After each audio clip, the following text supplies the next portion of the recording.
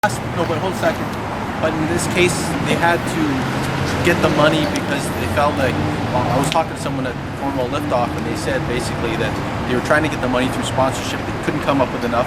Last year's event, attendance was down because of the rain, so they didn't have that carryover money. I don't buy that. Somebody's lining their pockets. Well, as a booking agent, I know. I'll tell you exactly what they probably paid for Randy Bachman, anywhere between $35,000 and $40,000.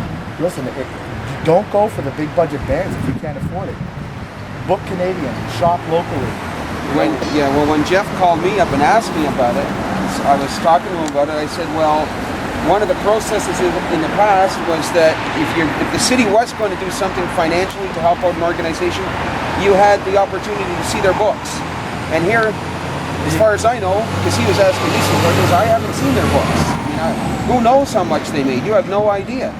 And he was also talking, and we were discussing the issue about a double standard. In other words, everybody that wanted money from the city had to have the forms filled out and had their proper documentation in order by November or whatever date it was last year with respect to the budget.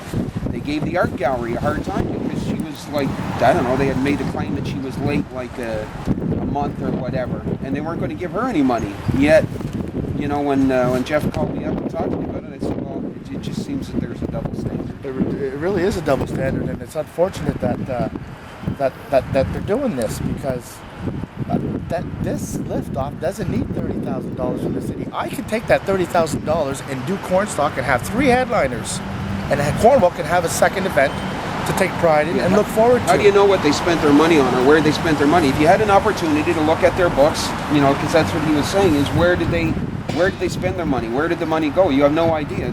Other organizations have to put forward their documentation and everything audited by a certified general accountant. You have no idea where they've been spending their money. I also think if the city's going to dish out 30... No, he had called me and asked me to... I'm on the Cabana Sook committee. He's the founder for the Cabana Sook. We pulled it off 2 years in a row. We couldn't do it the 1 year, so we bowed out. Yeah. But we didn't go after them for any money because we couldn't do it 1 year. My personal opinion on this is just, it is a joke. It's a joke, and the citizens of Cornwall should not let the mayor and the city council play with their tax dollars that way. And like I said, the same rules have to apply to everybody. They absolutely do. And if they're going to make the money available to that organization, they should be making it available to other organizations. Absolutely. And there's a double standard because everybody else had to fill in their documentation and have it filled out by a certain time last year. Yeah. Like for the Cabana Souk this year, what did we get? We got a couple grand in kind and 4 sweaters. We took a hammer. And we took a hammering. But we stood up, we did it, we went through it. We didn't go crying to the city for money. The tent blew down on the Sunday. My personal opinion, like I said, if the city has any type of conscience at all, take that 30 grand, invest it in other festivals. I'm not saying mine. I'm saying Winterfest. I'm saying Cornstalk. Split it up.